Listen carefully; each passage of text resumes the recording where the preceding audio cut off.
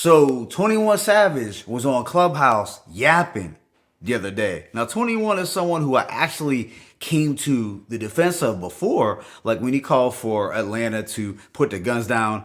I thought that was good advice. And I could tell that he showed growth as an artist since he first stepped in the game. He started out as really one-dimensional, but he's an overachiever who got better with time. However, 21 also tends to be too chatty, and he says some questionable stuff, like when he said recently that the takeoff shooting was just a freak accident. For 121, how are you so sure? And I find that very interesting that you should say that it was a freak accident, considering Drake, your right-hand man, is basically mob ties. It's pretty convenient for you to say it was on accident, but that's a whole nother story. But the main issue that a lot of people have with 21 Savage is that he said on Clubhouse that he doesn't consider Nas to be a relevant artist. He's just someone with a loyal fan base, and he still makes good music. 21, you know you done fucked up, right? He's clearly using the typical ageist argument that DJ academics and others have used that suggests that rappers over a certain age are dusty or that they aren't popping or relevant. It's really an ignorant or short-sighted way of thinking that purposely attempts to diminish a whole demographic of rappers who continue to make dope music at a very high level. It also shows a fundamental lack of respect for OGs and vets that paved the way. Nas is very much relevant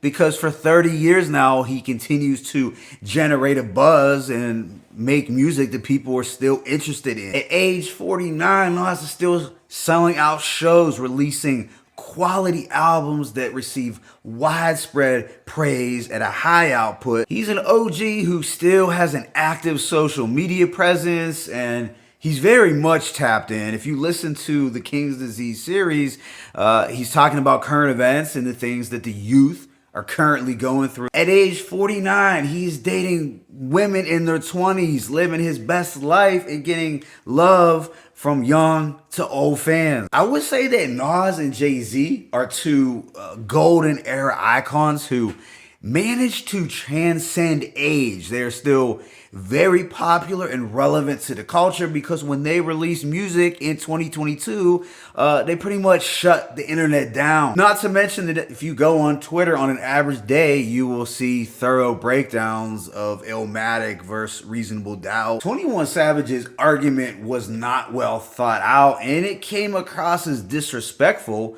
even if he didn't intend it to be. Now, had 21 Savage said something along the lines of Nas is a GOAT, who is not as relevant to the generation of kids who listen to Lil Baby or NBA Youngboy, then I don't think people would have had as big of a problem with this claim. Because as an educator, I do know firsthand that the current generation of kids don't know a lot about Nas. They don't even know a lot about Kendrick Lamar, but they could tell you about Glorilla, Moneybagg Yo, or NBA Youngboy. But here's the deal.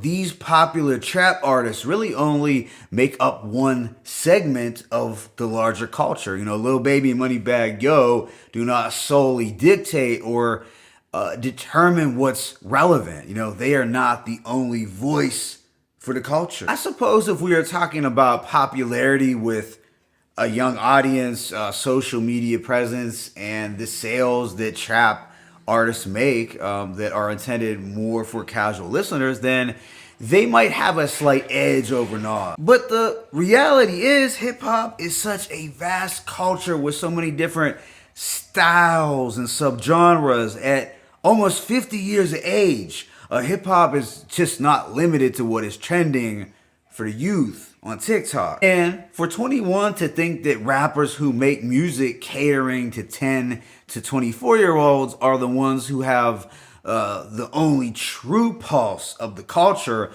shows me that he lacks big picture thinking, chose his words poorly, and he was just feeding into a lazy and damaging narrative. 21, you gotta do better, dog.